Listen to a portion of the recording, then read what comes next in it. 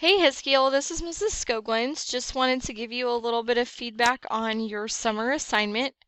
So we're mostly going to be talking about Chapter 5 since that was the question you starred, but I'll kind of reference some other things throughout the paragraph or the project as well.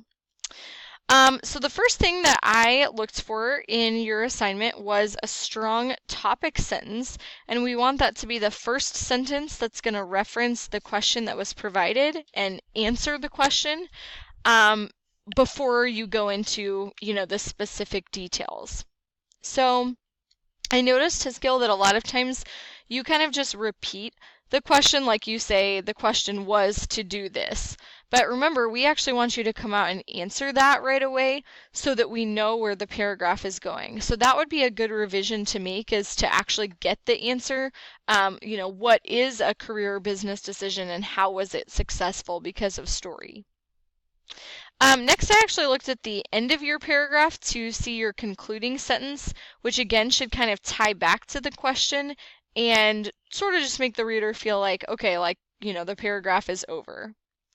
I thought you did a great job, especially in this paragraph, of kind of getting to the importance of the paragraph. So like here you sort of summarized like the important things about story. So I thought that was actually a really good way to conclude the paragraph. All right, next I looked at evidence. I think, Hiskiel, that you are doing a pretty good job on evidence, on selecting it, and in this particular paragraph you did a nice job embedding.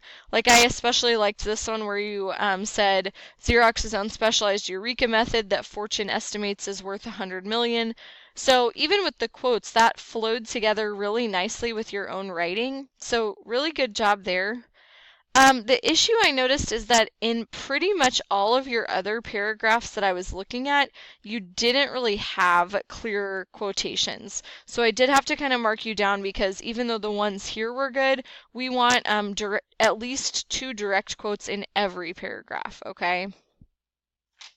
All right, next, I looked at commentary, and I think that you, like up here, are kind of on the right track with commentary. Like you kind of start to explain why storytelling is important, but a lot of times after your second quote, I noticed you were missing commentary.